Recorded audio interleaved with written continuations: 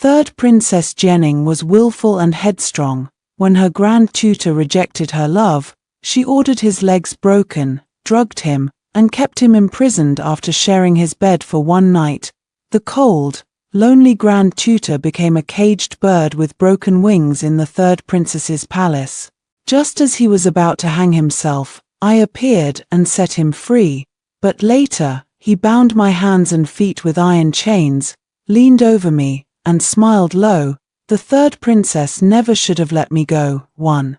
The first time I saw Fu Yuning, he was thin and pale, dressed in black, sitting in a wheelchair. His eyes were dark and desolate, yet his face beneath the loose hair was breathtakingly beautiful.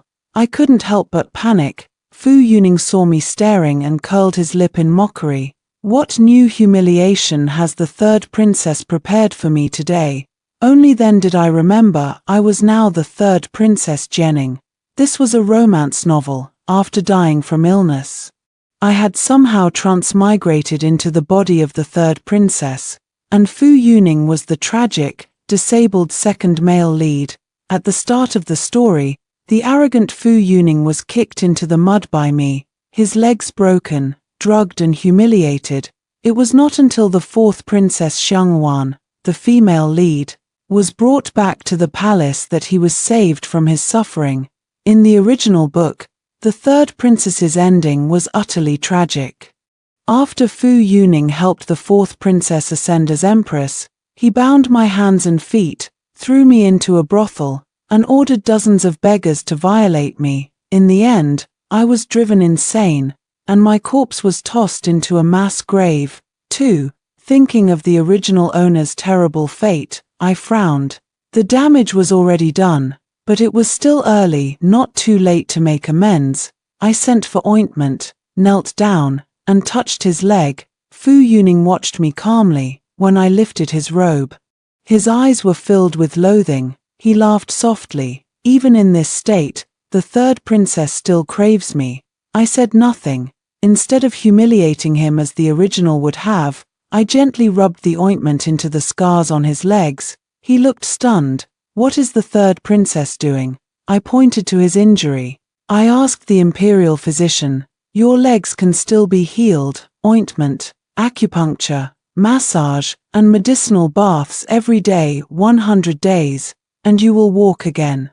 A flicker of hope crossed his face, then quickly faded. Whether my legs heal or not, I am already a useless man. What difference does it make? I lowered my head and comforted him softly. You have extraordinary talent. You will become a pillar of the court one day. Do not belittle yourself. Fu Yuning snorted and glanced at me sideways. To him, the perpetrator comforting her victim was absurd.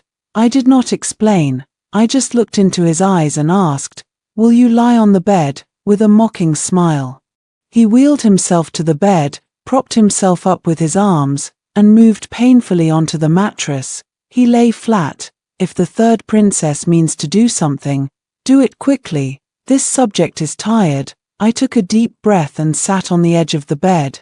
Fu Yuning truly had a face that could bewitch a nation. Elegant features, dark eyes like ink. Even in this state, he still carried an otherworldly cold pride, pure and remote, enough to make one lose oneself. I slowly removed his robe. Then his outer trousers. Fu Yuning closed his eyes, his expression calm the entire time. It will hurt a little. Endure it. I then inserted a silver needle vertically into his Zusanli acupoint. Fu Yuning's eyes flew open in shock. He stared fixedly at my hand. What are you doing? It is obvious. Acupuncture to nourish your injury, combined with massage, 1 hour each day. 3. I spoke softly. I am the one who hurt you. From today on, I will tend to you every day until you are well. Fu Yuning clenched his fists, his body rigid. Is this some new trick of the third princess? He suddenly grabbed my arm and stared at me fiercely. He had not even panicked when Jenning ordered his legs broken. When he was drugged and stripped, Fu Yuning had never feared torture, but he feared gentle blades. Kindness that confused the mind, that stole one's life. I did not explain. I only focused on his injury. Before transmigrating, I had been a traditional Chinese physician. Healing people was my lifelong wish. When I read the book, I had always grieved for Fu Yuning, wasted by illness, crippled by pride, rejecting the fourth princess's affection. After she turned to another, he fell completely into darkness and became a cruel regent. At the very beginning, he had been a bright, pure young grand tutor. The book wrote of him at the start. Fu Yuning was pitilessly handsome, his brow cold and proud.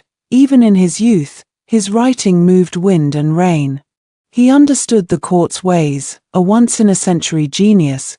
But at the end, he looked at the beautiful maiden beneath the moonlight. The empress personally poured peach wine, its fragrance enchanting. Fu Yuning smiled silently. Now he was a demon in the eyes of the world, not wanting to trouble the girl he loved. He drank the poisoned cup in one gulp. Fu Yuning's later years were written in desolation.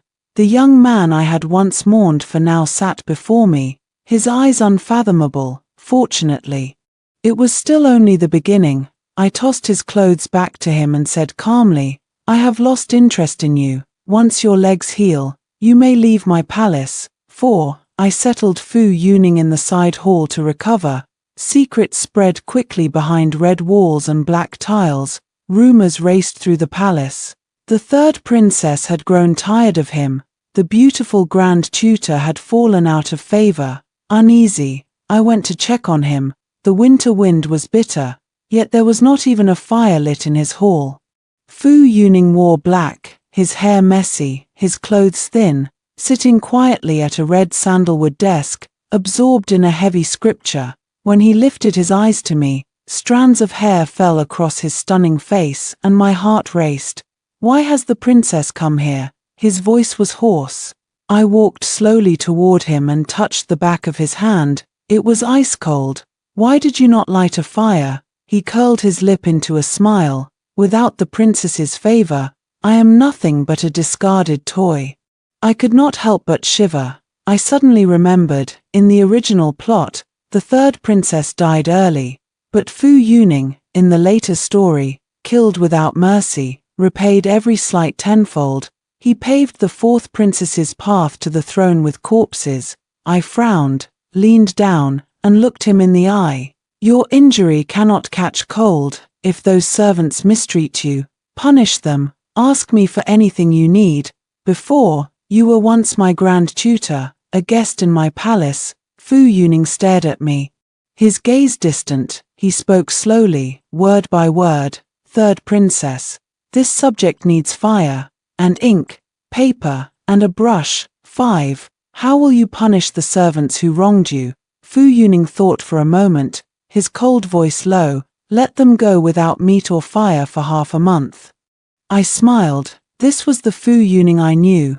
The world called the darkened Fu Yuning a devil. But I, with the perspective of a god, understood. He only believed in repaying kindness with kindness, evil with evil, and wrongs with their own measure. Every cruel deed he committed later served only the fourth princess's rise to power. He never acted for himself. Fu Yuning was a fool. He stained his hands with blood, ruined his lifelong reputation, all for the pure young girl who had smiled at him when they first met and pulled him from the mud. Even his death was to spare her pain. My heart ached for him. In Fu Yuning's heart, I was the vicious princess who destroyed his life. Only Xiangwan was his moon, his salvation. 6. The moon was lonely, the wind howling. I lay in bed, thinking hard. The 100 days were nearly up. From my experience, Fu Yuning's injury should have mostly healed. Why could he still not stand or walk? Was I not skilled enough? Or did Fu Yuning have another reason? Suddenly, I heard someone push the door open softly, footsteps slow. I closed my eyes and pretended to sleep, but I felt someone standing by my bed. The faint scent of ointment reached my nose.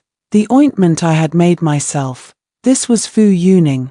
Why had he come to my chamber in the middle of the night? His legs were already well. Why pretend to be crippled? Fu Yuning sat on the edge of the bed and stared at me for a long time. Then he suddenly climbed onto the mattress. My heart raced. I clutched the quilt tightly. Unsure whether to pretend to wake, Fu Yuning flicked a finger, the ribbon of my undergarment fell to the floor, exposed skin bloomed in the cold winter air, sharp and bitter, but soon I no longer felt cold, his body pressed against mine, his heat seeping into my skin, a fierce fire burned in my chest. In the dark, I finally opened my eyes. Fu Yuning, what are you doing? Fu Yuning raised an eyebrow, his eyes burning into mine. Why has the third princess stopped pretending to sleep? I was angry. You snuck into my bed in the middle of the night. Do you know this is a death sentence? Fu Yuning laughed softly. What good would my death do you, third princess? I frowned, staring at him in confusion. His hand slipped inside my undergarment, deliberately coaxing desire from me. This could not be Fu Yuning. He was supposed to reject my touch. After every encounter, he would bathe and burn incense, washing away the scent of the third princess. Lying with me had been shame to him. Third princess, what do you want? He leaned down and smiled, coaxing me as I trembled with feeling. In that moment, I understood why Fu Yuning had come tonight. In this scheming palace, there were only dirty deals and naked desire. He could not believe I had done all this for nothing. A sadness settled over me. Only Xiangwan, innocent and raised outside the palace, could make him lower his guard. To him, I would always be the vicious, cruel third princess. 7. Your legs are healed now, I asked softly. Fu Yuning froze, his movements halting, but he quickly recovered, his voice gentle. This subject's legs were healed by the princess. What does the princess wish this subject to do for you? What do I want? I murmured, repeating his words. Yes, third princess. What do you want? Fu Yuning held me lightly, twisting my hair between his fingers, his voice unbearably soft. In the darkness, his lips curved into a charming smile, his eyes bright with starlight, stirring my heart like ripples on a spring. But I knew, beneath that gentle face seethed murderous intent. I lifted my chin and said calmly, I want nothing. Now that your legs are well, you may leave tomorrow. Fu Yuning's brows furrowed, he stared at me sharply, as if trying to read me clearly. My answer had not satisfied him. Harm a man, then show him kindness. Even Fu Yuning could not fathom what the third princess was truly after. Beauty, wealth, power. In this deep palace, everyone craved something. But all I wanted was to help this young man before he fell completely into despair. Fu Yuning, if you ever need help again, you may still come to me. He frowned, displeased. It seems the third princess has truly grown tired of this subject. Then I shall take my leave. Fu Yuning pretended not to care. But his unsteady step as he left the bed betrayed him. After he was gone, the spot where he had lain still held warmth. I clung greedily to that heat, yet it felt like a dream, warmth fading, dream gone, no trace left behind. I warned myself, stay far from Fu Yuning. I could not afford him. The next morning, Fu Yuning was already gone from my palace. Better this way. He and I were never meant to walk the same road. 8. Shortly after Fu Yuning left, fourth Princess Xiangwan appeared. She came earlier than in the original plot, perhaps because I had set Fu Yuning free. The story had changed. When I first saw Xiangwan, she was defending Fu Yuning from insults. The palace eunuchs were experts at flattery and cruelty. Spotting me from afar, they mocked Fu Yuning, now a lowly archivist. Openly before me, they called him a male favorite, a whore who served his master with lewd acts. Worse than even they were. Every word was filth. They did not know. Fu Yuning was a beast temporarily caged. Once free, his fangs would tear out their throats, chewing even the bones to dust. I clenched my fists and stepped forward, but a whip struck the servants' faces before I could move. One lash, and the arrogant eunuchs howled in pain. The maiden wore red, bright and heroic. She needed no powder to be stunning. Her beauty was bold, unapologetic. Xiangwan snapped, "You vile things! Fu Shaoxi's talent shakes the world. Who are you to insult him?" Her gaze fell on me, Those in high places only take what they want with power. Those who humiliate others, how can they know true heart? The one she spoke of was clearly me, truly the female lead. The moment she appeared, she shone like light. Even the always cold Fu Yuning looked at her with warmth and brightness. Though the plot had shifted, the heroine Shengwan had still saved him, just as before. But this time, unlike the original story, Fu Yuning was no longer broken. He could finally love freely and embrace his moon. I turned and left silently. 9. Fu Yuning became Grand Tutor to the fourth Princess Shengwan. It was said Shengwan had begged their father every day, bringing bird's nest soup she'd made herself, until he agreed. Not long after, my maid told me, Fu Yuning's leg injury had flared up again. Shengwan had tended him day and night, only returning to her chambers when the emperor scolded her. My brows knitted. His legs had relapsed that night. The wind was bitter. Wrapped in a cloak, carrying a sandalwood lantern, I disguised myself as a maid and hurried through the snow. When I stepped into the dim, quiet hall, I saw flickering candlelight by the bed, windows closed tight, the air thick with herbs. Fu Yuning lay motionless. I pushed the window open gently. The bitter herbal scent lightened. Third Princess, why are you here? Fu Yuning propped himself up, lowered his eyes, and smiled softly at me. His face was pale, his forehead beaded with cold sweat, his voice hoarse. Watching him like this, my heart ached. I came to see you. I lifted his robe as I always did, undoing his trousers. He frowned, his lips moving, but said nothing. I peeled back the bandages the imperial physician had wrapped him. The scar on his leg was red, swollen, and oozing. The wound had broken open and infected. The physician had used strong medicine without cleaning it first. Fu Yuning's cold voice sounded again beside my ear. Why come in the middle of the night? Third Princess, I told you, I answered. I will heal your legs. He fell silent, only staring at me, his gaze dark and unreadable. I sighed inwardly. Virtue is the root. Healing saves the world. That was the duty of a physician. Besides, his injury was caused by the original owner of this body, by the dim candlelight. I gently cleaned his wound with a herb pack. I softened my voice. I hear you take Shengwan around the palace every day. Your legs relapsed because you overworked yourself. Fu Yuning said quietly. Fourth Princess grew up among the people. She is curious. Now that she has entered the palace, I smiled, my heart bitter. How could I forget? Fu Yuning would give his life for her. A small leg injury meant nothing. I rewrapped his wound and told him softly, you must rest. Do not run wild with Shengwan anymore. Fu Yuning watched me silently. I packed up my things and turned to leave. Behind me, Fu Yuning asked, will the third princess come again? I will return in 3 days to change your dressing. 10. Every 3 days. I braved the snow and wind to visit Fu Yuning's small hall at night. But tonight, from far away, I heard clear, bell-like laughter. A bright lamp burned inside, casting the shadow of a perfect pair on the window. I drew closer. Fu Yuning's gentle voice. Fourth Princess, the night is cold. Return to your chamber and rest. The maiden's coquettish reply. Very well. I blew out my lantern and hid in the dark corridor. I watched Shengwan leave. With no lights along the path, I stepped into the hall alone. Beneath the cold moon, Fu Yuning sat at his desk. Seeing me covered in frost, he pointed to a bronze hand warmer beside him.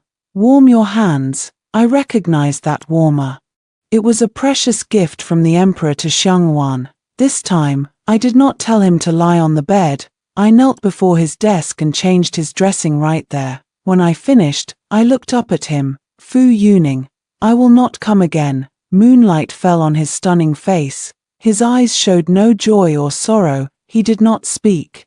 I grew awkward and rambled on. I have repaid my old wrongs. I thought to recommend you in court, but now you have Shengwan's help. Your path is bright. You no longer need me. Fu Yuning leaned down slightly, his gaze soft and calm. It sounds as though the third princess is jealous of the fourth princess. I laughed quietly, admitting it openly. Yes, I am rather jealous of her. He smiled slowly. You have everything. Third princess. What are you jealous of? What was I really jealous of? It was not jealousy, it was admiration. I was now the third princess, with everything. Yet I envied Xiangwan, raised among the people. Her eyes shone with life, bright and vivid. She dared to love and hate, bold and sweet. That innocence was something the scheming palace princess never had, and something I, raised in strict silence before transmigrating, never had either. Like in my old world, girls who were bright, bold, and lively were always the protagonists in everyone's eyes. Fu Yuning's gaze sharpened suddenly. Third princess, you have become impossible to read. Is your willful, arrogant temper just a mask? He suddenly placed his hand on the back of my head. His eyes were tender. He kissed me softly, his arm wrapping around my waist. I closed my eyes. The taste of clear tea lingered between my lips. After the kiss, I panted softly in his arms only to find Fu Yuning pressing his lips together. Watching my reaction closely, Fu Yuning was using himself to tempt me, to test me. I was a fool. I knew everything he did was for Xiangwan, yet one soft, tender gesture from him, and I was bewitched all over again. Fu Yuning, I whispered his name. Love only with 7 parts of your heart. Don't be so foolish. Not anymore. 11. After that day, I did not see Fu Yuning for a long time. Even without asking, news of him spread through the palace. Fu Yuning resigned as tutor to the fourth princess. Fu Yuning became a palace attendant. The emperor adopted Fu Yuning's proposal to reduce heavy taxes. Fu Yuning had always been a genius of heavenly talent.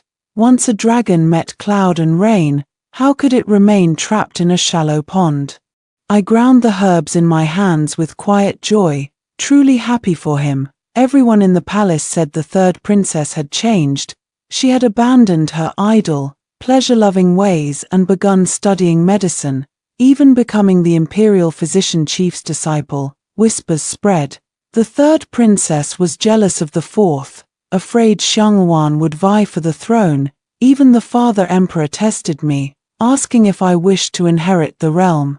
I presented the medicinal pills I had made myself and declared before him, I wished only to be a healer, saving lives and helping the world.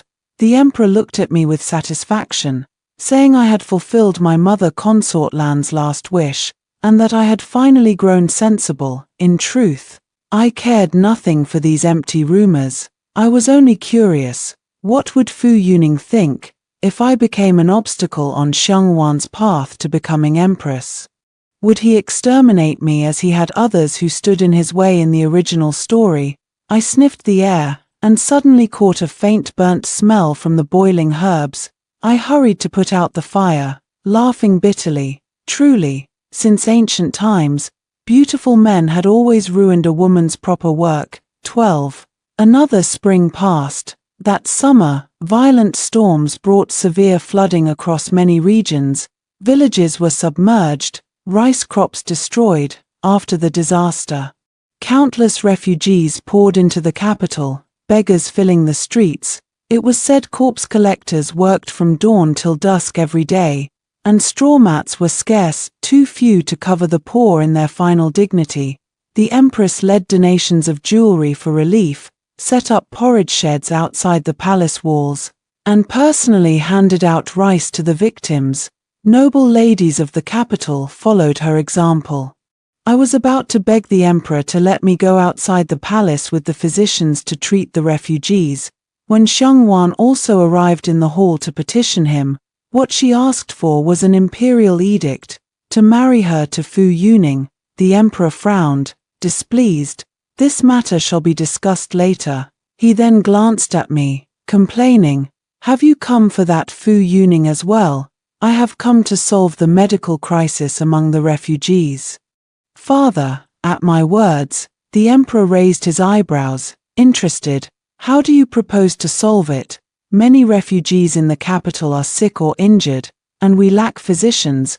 We can move non-critical patients to areas near the imperial city with better medical resources, build temporary treatment stations in the capital's lanes, staffed by physicians from the imperial hospital and private clinics. The emperor laughed. Fu Yuning just advised me to move the people to food. You have come with move the people to medicine. Excellent, excellent. I knelt and bowed. I begged to go with the imperial hospital to treat the wounded outside the palace. The emperor raised his eyebrows. You are the third princess, a precious body, to mingle with refugees. I am also a physician, father. A healer's heart reaches all, regardless of wealth or status. The emperor smiled warmly. You have truly grown up. 13. Outside the hall, Xiangwan frowned coldly. Did you come on purpose to interrupt me, knowing I asked father for a marriage edict? I looked straight at her, my tone calm. The people are suffering from flood, homeless, dying of hunger every day. Do you think trivial love matters more? Xiangwan was choked speechless. I didn't. In the original story, the heroine Xiangwan had great ambition. Having lived among the people, she understood their suffering deeply. After ascending, she pushed new policies, punished corrupt officials, valued virtue, and worked tirelessly to end poverty, creating her own golden age. She was not the fourth princess now, trapped in love and blind to the people's misery. My face darkened. I looked at her. I will not compete with you for Fu Yuning. He is yours. I could not take him even if I tried. Xiangwan pressed her lips together, thoughtful and guilty. I brushed the hair from her forehead and continued. You were right before. Those in high places have power. But they also have duties they must fulfill. You are cleverer than I am. You should understand. I turned and saw Fu Yuning standing in the corridor, staring at me with cold eyes. He approached. Those cold eyes curved into a smile. His voice was low. Long time no see. Third princess, I find you more and more interesting. As he spoke, my gaze fell on his moving lips. My heart suddenly raced. The clear tea scent of that night lingered in my nose.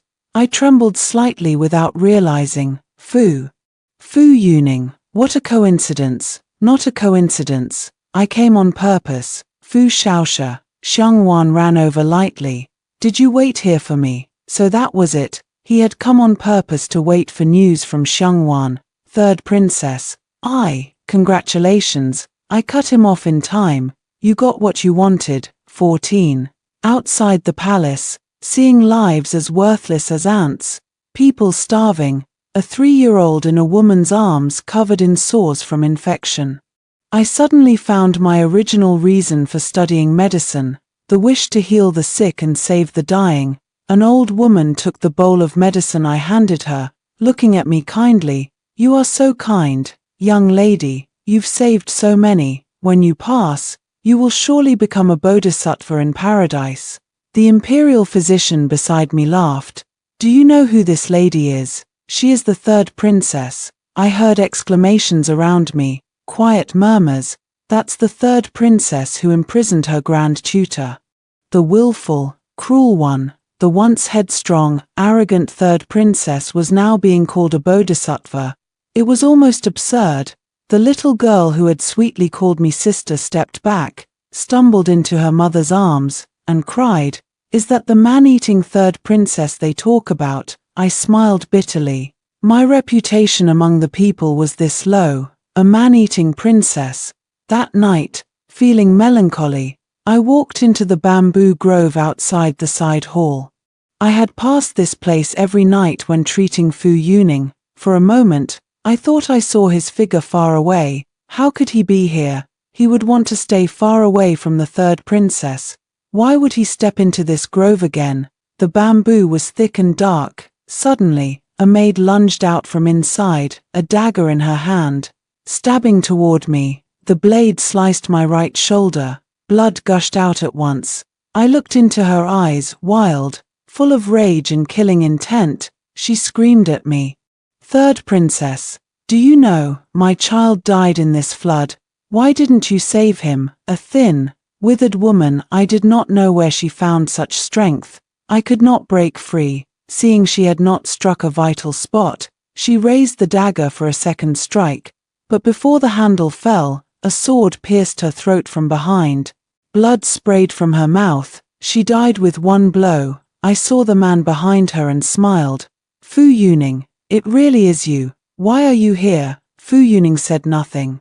His face cold, he pulled me into his arms and tore at my clothes to see my wound. I blushed and pushed his hands away. Fu Yuning, you are not a physician. You cannot heal me. He pushed my hands aside, frowned, and stopped the bleeding. His head lowered, focused and quiet. A strand of hair fell on my neck, tickling me. I could not hold back. Fu Yuning, why did you save me? The third princess's death would do you no harm. I did not say the rest, although I had no wish to compete for the throne. My death would remove Xiangwan's greatest obstacle. Fu Yuning's lips curved into a smile. I did once hate the third princess. I did want her dead. 15. In my chamber, Fu Yuning sat on the edge of the bed, leaning down to clean my wound. I was still angry at what he had just said. I knew better than anyone that the third princess he had wanted dead was not me. But I was angry anyway, unreasonably, illogically angry. I pushed his hand away and asked coldly, "Didn't you want my life?" Fu Yuning raised an eyebrow, smiling. "But now, I no longer want the third princess to die." I stared at him blankly. He leaned closer, his finger dipped in healing ointment, gently rubbing it into my shoulder. It hurt. I frowned but said nothing. Fu Yuning suddenly spoke in a low voice. "I do not belong to the fourth princess. That day, I did not wait for her on purpose." Was he explaining himself? But why? In the original story, Fu Yuning had loved Xiangwan madly, cruel to her face, but soft at heart, pushing her away yet plotting everything for her behind the scenes.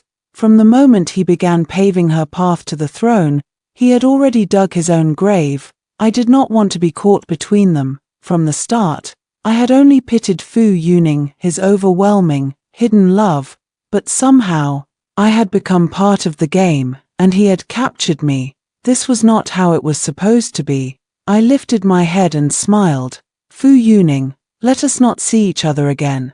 His eyes suddenly flared with anger. He looked at me fiercely. "Third princess, you woke every dawn to boil herbs, spent hours acupuncturing me, healing me. Later, you braved snow and wind to change my dressing in the side hall. I should have hated you. Yet after all this, I walked back into this bamboo grove, and now you say such nonsense that we should not meet again. Your tricks to toy with me grow more skilled by the day." Fu Yuning leaned down and kissed me, a kiss full of anger, then lingering, softening into tenderness. The chamber fell completely silent. I heard only our heartbeats. In that moment, I lost my soul. Was he tempting me again? Or, I dared not hope.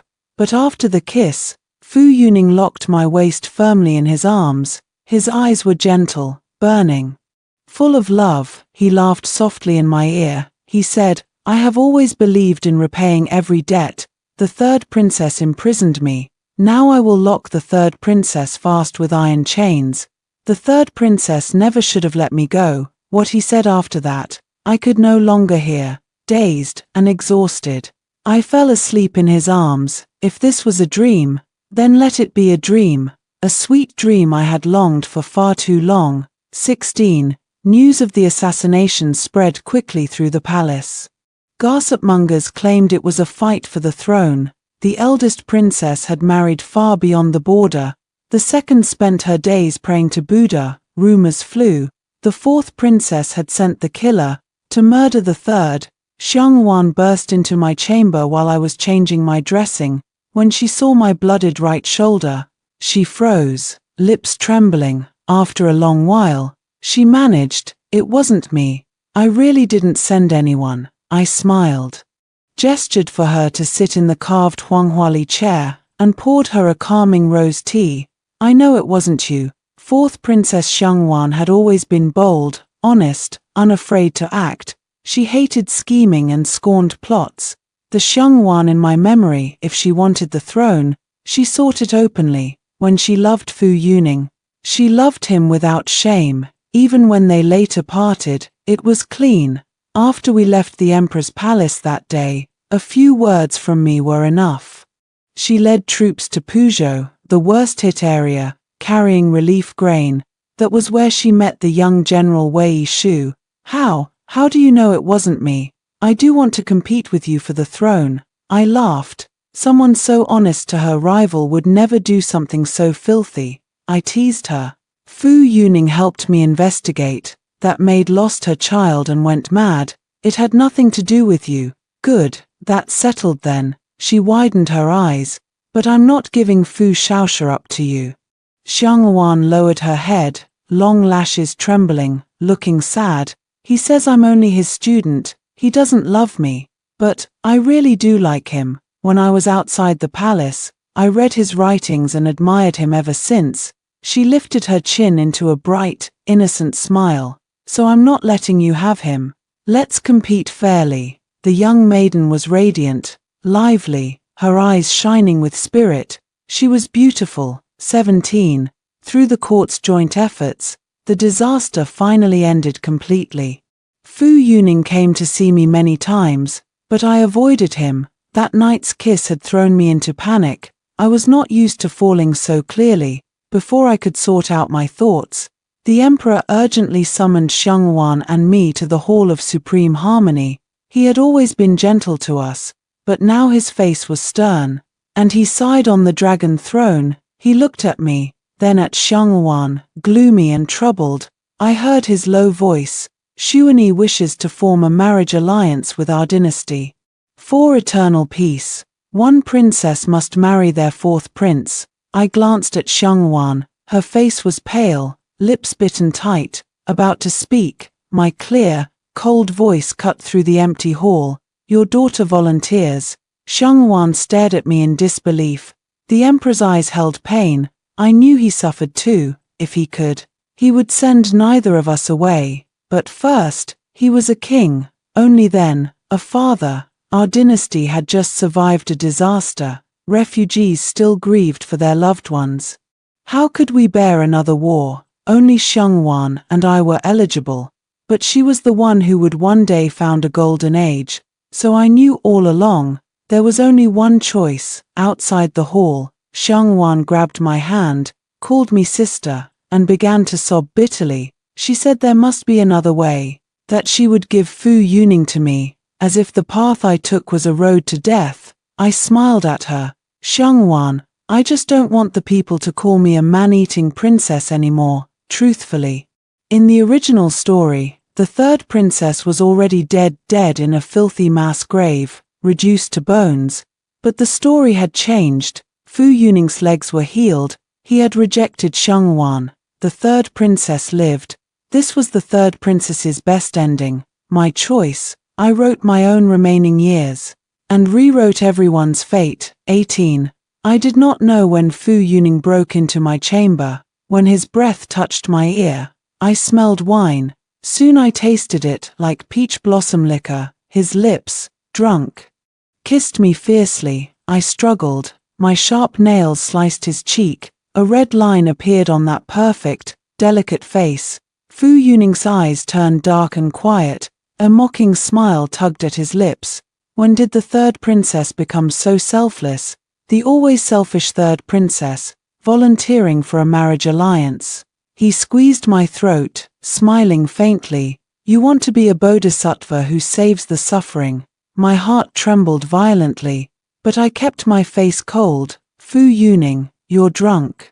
He laughed low, rolled off me, and lay beside me, limp as mud. I'm drunk. I'm just drunk. Fu Yuning lay beside me, eyes closed, muttering. As all came to see her off, she rode in the Xuanyi Phoenix carriage. Fourth Prince Shenyuan, you guided it personally. The procession held lanterns. Fourth Princess Xiangwan accompanied the Empress in the nine-dragon sedan.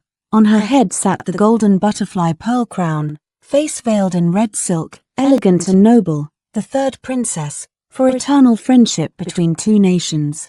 Married far into Xuanyi. 21. In a small fishing village by Puzhou, there was a female physician who ran a clinic. It was said her methods were unusual, but all kinds of stubborn illnesses were cured by her hands. Villagers nearby called her a bodhisattva.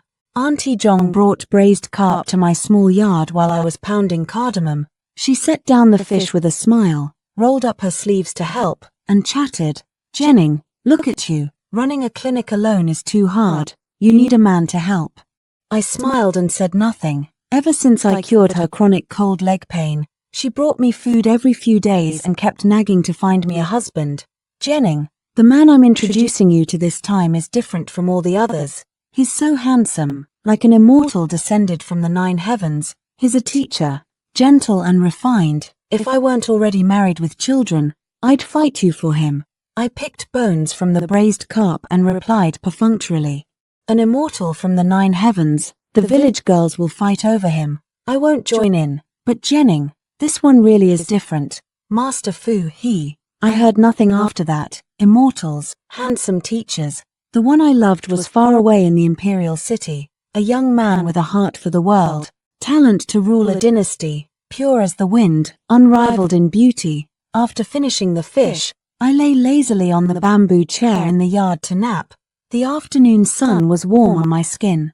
Soft and comfortable, I slept deeply. Somehow, the bright, gentle sky turned to rain. When I woke, an oil paper umbrella covered my head. I looked up. Fine rain dotted the shoulders of the one holding it. He wore black, his brow calm and peaceful, his eyes breathtakingly beautiful. Fu Yuning curled his lip, leaned down, and lifted me up in his arms. Flustered and helpless as I was, he whispered in my ear, "Third princess, I've come to imprison you." My lips trembled. "Imprison me?